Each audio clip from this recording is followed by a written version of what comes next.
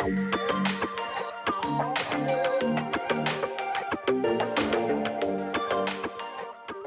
guys, how we all doing? It has literally been like 3 weeks, I think, almost 3 weeks since I've made a YouTube video, and I've got good reason. I have not been playing The Sims in literally weeks, and so it's about time to do a speed build. So let's start it up. So this speed build, I decided to build a house using the new bunk beds that came in the update that literally just dropped, I think yesterday or a few days ago.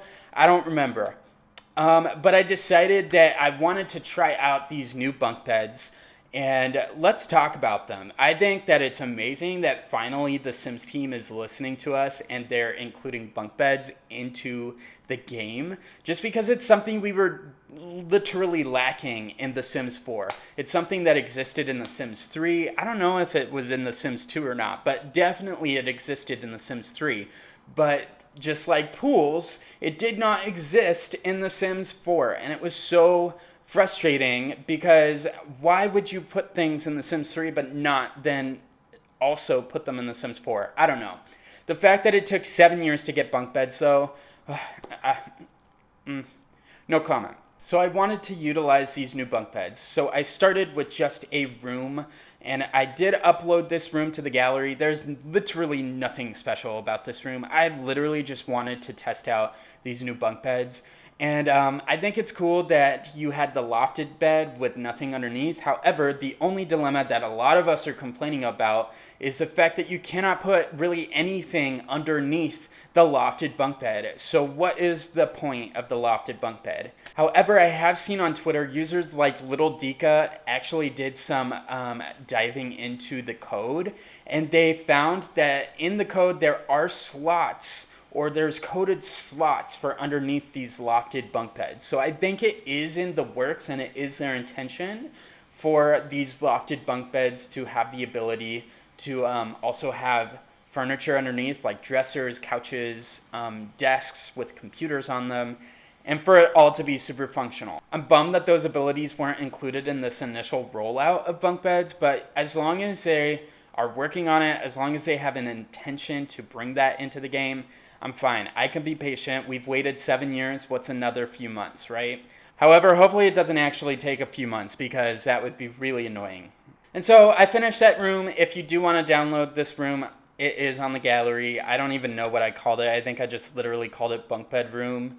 I don't know. And then I decided, well, I might as well make a house, because it's been 3 weeks since I've made a video for YouTube. It's been 3 weeks since I've actually sat down and played my game, and now that I have some time to breathe, I decided, let's build a house. It has literally been like 3 weeks, I think, almost 3 weeks since I've made a YouTube video, and I've got good reason. The past few weeks have just been so incredibly busy, and I think in one of my last videos that I posted, I actually complained about how I was officially going to get furloughed again on April 1st of 2021. Well, good news, no longer will I be furloughed on April 1st of this year, and I am super stoked about it. And to be honest, it's kind of a long story, so I don't want to get too far into it, but to sum it all up, the government passed a new PSP program to extend payroll support. And this means the airline does not need to furlough as of April 1st of this year. And I am officially going to be flying in the skies again as of May 1st. And I am so excited. And literally the same day the government passed this new PSP, my company called me and was like, hey, we need you to get to the airport by tomorrow because we need to run your fingerprinting, we need to do some paperwork, and we want to give you back your employee ID badge and all of your flight attendant items. And so naturally, I rushed to the airport the next day and got all of that squared away. I have my ID badge back, my background check has passed, my fingerprinting went super well, and super stoked about it. And then I left for California the next day. I went back to California just to visit my family a little bit more. And literally 2 days later, the company called me and said, hey, we need to get you into a training class real quick because you are about to lose your qualifications in about a week and a half. And I may have explained this in another video, but I'll just say it again so you know. But each year, flight attendants have to go through a continuing qualification training just to keep their qualifications up and active. And for those of you who are nervous flyers, this should come as a sigh of relief because you know that your flight attendants are up to date on all of the latest protocols for emergencies, health, medical, safety, evacuation procedures. And so each year flight attendants have to do this training. And if they miss it, then they lose their qualifications to be a flight attendant. And to get those qualifications back, they have to do a little extra work to become requalified. Unfortunately, I only had like a week and a half before I lost my qualifications. So the training department was like, hey, we need to get you in super quick. And so literally I had to cut my trip to California super short. I flew back to Chicago and then literally the next day turned around and flew straight back to Dallas for training. All the while I was studying my butt off, trying to make sure that I was prepared for all of my exams, all of my drills, that I knew all the information that I needed to know in order to pass my training. Last year when I did CQ, I spent like 2 weeks preparing in advance before I went to training, and this time I had merely 3 days to prepare everything. And so I kind of went radio silent on all social media. I disappeared on Twitter. I stopped playing Sims. I stopped making videos. Everything was just kind of at a standstill so I could focus in on all of the training material that I needed to retain and practicing all of my drills and everything for the exams. However, I passed with flying colors and I am now qualified to be a flight attendant again through the 2021, oh my gosh, 2021, through the 2021 year. And I will have to do training again in February 2022, but you know what? It's gonna be great. So now my next and final step is just getting my schedule so I can go back to flying May 1st. And I cannot believe it. I am so excited. Also, a little tidbit, I'm making a second YouTube account to share vlogs of my work life. And I want to take you on trips with me and just kind of give you a little bit of a perspective of what it's like to be a flight attendant. If you are interested, I already posted my first vlog, and that is of the CQ training. And I kind of go into more detail about CQ in that video. So if you're interested, please go ahead and watch it. Also, subscribe to that YouTube channel because that's going to have a lot more of my day-to-day life. Whereas this channel, I decided I want to keep strictly just Sims. And so this is just a simple little suburban home. I did put that bunk bed room upstairs. I think there's literally only 2 bedrooms in this house. I don't know why. Lately I just keep putting only 2 bedrooms in the family houses that I make, but whatever. But yeah, it's just a simple suburban home. There's nothing really special about this home. Let's see, what else can I update y'all about? Oh, I get my second vaccination today for COVID, and so this is going to be a lot of fun and interesting. We'll see how the second vaccination works. I got the Pfizer vaccination, and before getting my first vaccine, I talked to a lot of friends who had already gotten their vaccines, and a lot of them had said that they had no side effects or no issues at all from the first vaccine. So I kind of went in optimistic thinking that I was going to have the same experience, and I was wrong. I had crazy side effects from the first vaccine. And to be honest, the side effects were all really livable and I was able to deal with them perfectly fine. Like, they were not side effects that required any medical attention at all. I do remember I just had like a crazy headache. I was feeling extreme nausea. Anytime I would move, like I would just feel so sick, like I was gonna throw up. I had terrible body aching, and to be honest, those side effects lasted for quite a while. It was probably a whole day after I took the vaccine. And I don't know if this is true or not, but somebody that I know said that if you have side effects from the first dose of the vaccine, then that most likely means that you have already had COVID. In my case, that is true. I've already had COVID. I caught COVID way back when we were first realizing what COVID-19 was.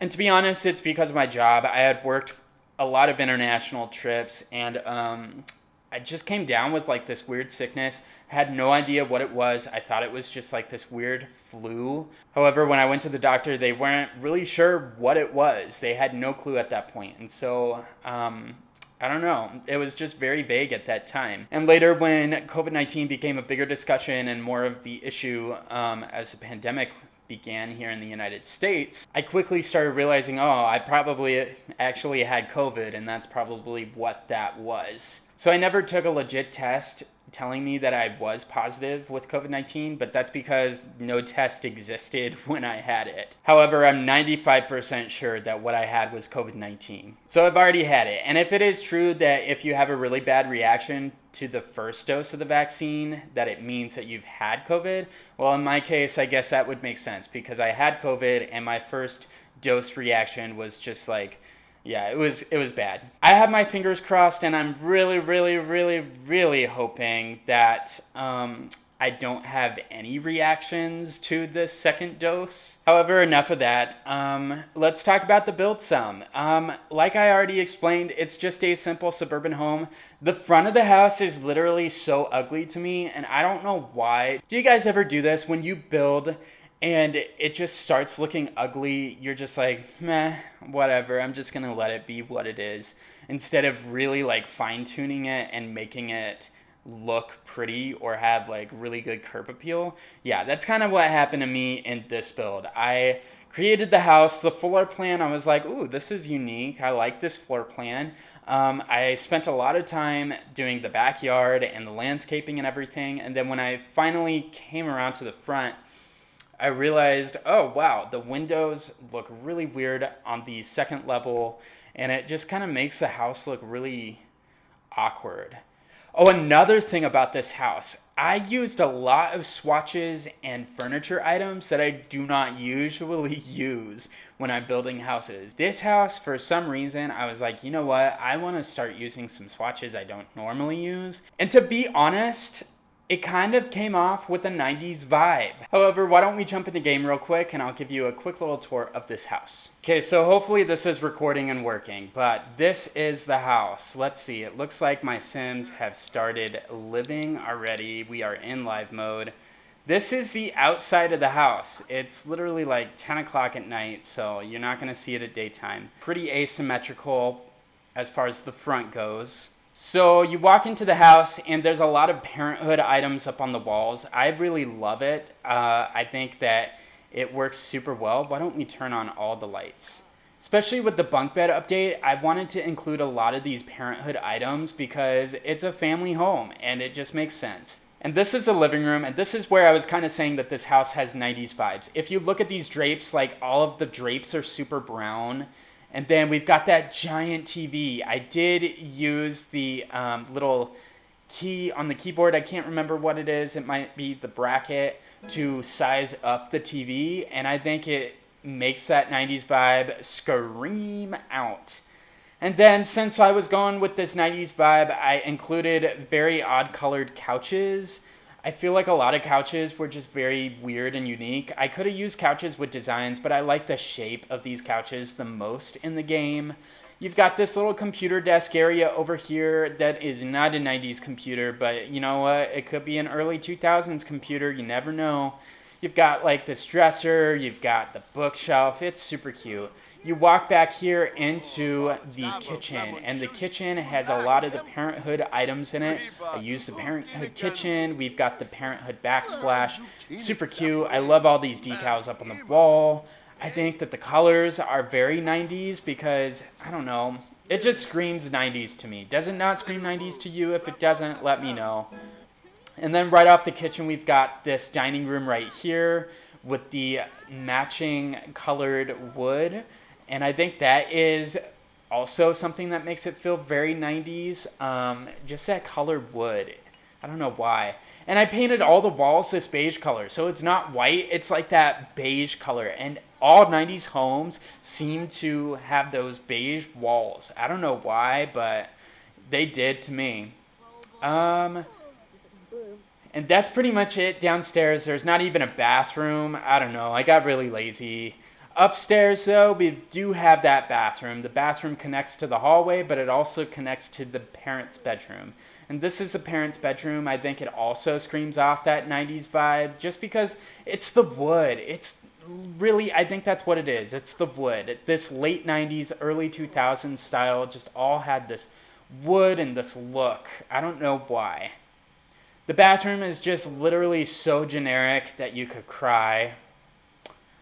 I'm not one to spend time on my bathrooms, I'll say that. And then this is the bedroom, and look, my 2 kids are sleeping in the bunk bed. So cool. I'm so glad that we finally have bunk beds in the game.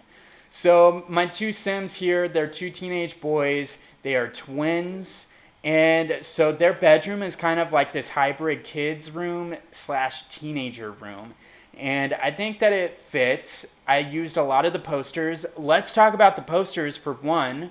The fact that a lot of the posters went through updates, and now there are so many different swatches for the posters.